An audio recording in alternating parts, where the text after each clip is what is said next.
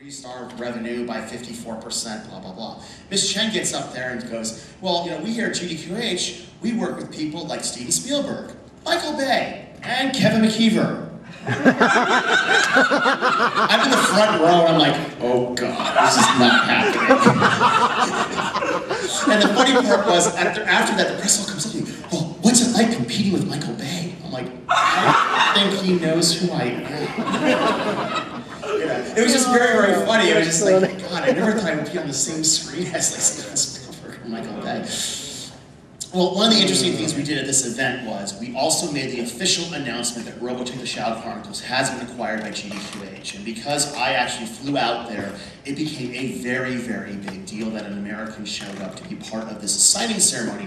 You might notice the woman in the Chinese dress standing behind me. They had 4 women standing behind us, and they did an actual official signing ceremony. And here's Ms. Chen and I signing the actual documents in front of the entire press. So all this is all going off, all these flashbulbs are going off, all the TV stations are there showcasing this. Here's us shaking hands after it. Ms. Chen's like, you shaking my hand? I'm like, okay, I had no idea what to do. So, now, afterwards, I went on a tour of the dealer room floor. Now, the convention center I talked about before, it's just really an empty shell. Well, where we have like one room for the dealer room, think of the entire LA Convention Center just filled with dealers. Every place. The West Hall, the South Hall, every major hall filled with dealers. That is what the convention is like. But except though, folks, these aren't just little booths with like a table and pipe and drape. As you can see, this is one of the animation studio booths. This is a 2 to 3 story structure. You can see down here, here's the actual floor where the guy in orange is standing. They have a stage here. It's a little tough for you guys to see, but over here, you might notice like there's this upper level. Inside these structures are actual offices for the studios to conduct business. And they'll draw you in.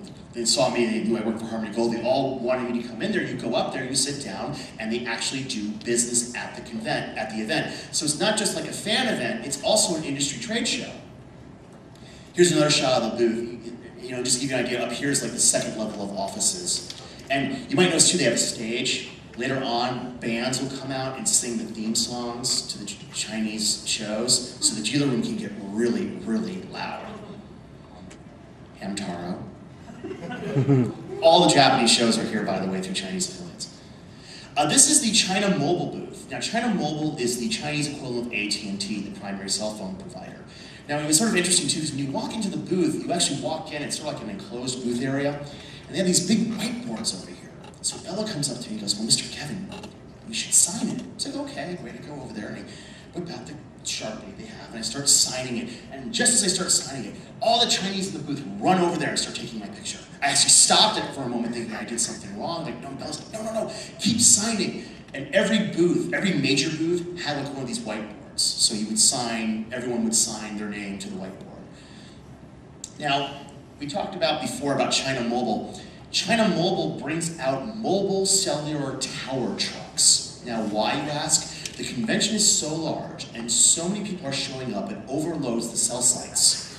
So to handle the cellular phone traffic, they bring out these mobile cellular trucks. They told me, they said if we didn't, the system would crash because there's so many people using it at the convention. Now, a lot of people ask me, Kevin, is there an artist alley? The answer is yes, but they do an interesting little twist here. Now, Artist Alley, we go to the dealer room, we see people sitting at their tables, and then you come up to them and they'll draw for you. But here they do something different. Here they ask people to submit their artwork. If they like it, they will take the artwork and frame it and build an art gallery to showcase the work. And think of the dealer room here at the LA Convention Center. Take half of that dealer room, that'll give you an idea of the size of the gallery. It was that big. And it was interesting too, because the minute I took this photo, security stopped me and did not want me to take photos of this artwork. But I was able to get these 2 photos of this. Now, on the other side of the art gallery for fan works is their cosplay area.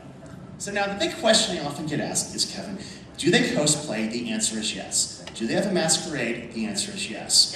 But they have a very interesting spin to this. There's so many people at their convention. Instead of doing the masquerade on, say, like a Saturday night for 2 or 3 hours, right, the masquerade runs every day for 8 hours, for 8 days. and they have this enormous stage. Here's an example of one of the fans showing up. Now, with the masquerade, like here we have seating, we have a stage. Well, as you saw before, they have a stage, but if you notice there's no seats. Yeah. So instead, this is like a crowd crowd watching the masquerade. This goes on 8 hours every day. Now, folks, you don't want to do hall cosplay, and you'll see why in a few minutes.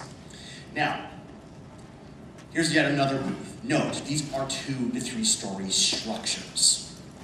And here is the street scene. Oh, now this is a funny moment too. I'm walking along, we call this the street scene of CICAF. This gives you an idea of what the booths are like. As you can see, they're very elaborate, they're very detailed. Lydia Lee, who is my contact at CICAF, says to me, "Oh, Mr. Kevin, please don't panic. Please don't panic that there's so few people here. There's only 15,000 people here. Please don't panic." She's like, "Don't panic? I mean, what do you mean? There's only 15,000 people here today. There'll be more tomorrow." I go, Lydia, you know, in America, like if 15,000 people show up for like a 3-day convention, it's doing really well. She's like, "Really? I thought there were more." So I just made this sort of honestly a snarky comment. I said, "Well, Lydia, where are the people?" She goes, "Oh, well, they're all at the cartoon parade." They take the main street in Hangzhou, shut it down on the industry day of the convention, and they have a parade. This is not some little rinky-dink parade, folks. This has enormous floats, okay? It's broadcast live on all the provincial TV stations. As you can see, they have the dancing pigs, which are very cool. I was not at this. I took these photos off their site, but I saw a video of it later on. And they have the kids flying the parade route. This is on the main street. It runs and it'll end at the city hall. And Doraemon was there, entertaining the kids. Okay, it's a little tough to see, but this was like, they really go all out. They do this incredible choreographed thing. You have these women up here with these red pom-poms. You have more red pom-poms. They're sort of like going like in a wave formation. You have these kids dressed up as the golden monkey in rollerblades, and they would skate around as this float would come down the street. Wow. This would be the equivalent of taking, you know, like Figueroa Boulevard or something in LA and shutting it down. Think of like what, you know, like when the Lakers win the NBA championship, they do a special party afterwards. Think of that. That's the scale of what this is. Here's the kids again. As you can see, they're skating around. This is actually at City Hall. And then all the cosplayers come out. These were like the cats. I don't know what they were for. Oh, and then they started to break dance. No, I kid you not. This is actually at City Hall now. As you can see, it's incredibly elaborate. This is like the opening ceremony to let people know, oh, this is what's going on. You should come to this convention in China. So back at the convention, there's only 15,000 people for that day. This was the international pavilion where all the international companies come in. So you have people, whoops, a little ahead of ourselves. Yeah, tease there. You have things like Taiwan and places from Taiwan, Hong Kong, Seoul, Singapore, India, you know, and that sort of thing. And here is the entrance to the Gundam exhibit. This is the entrance to the Gundam exhibit. Yes, you read right. As you can see, they have this enormous sort of Gundam they built. And it's interesting, this woman, she was actually facing out. Something made her turn at the last minute, and that's when I took the shot. And it kind of sort of works actually better. But I want to give you a sense of scale of how big this was. And here's inside the Gundam exhibit. As you can see, Bandai's there. You know? And CCTV, the state-run television station, is there as well. They have an enormous booth. And this is ZTV for Zhejiang Province. This is the provincial TV station. Now, at this, these are not statues, there's people inside them. Really? Yes. It's a little tough for you guys to see, but there's a little fan here to inflate it. They kind of move around like this. So I sort of took a photo of one. It was just sort of creepy because, like, you knew there's like some guy in there. Remember, and there's no air conditioning.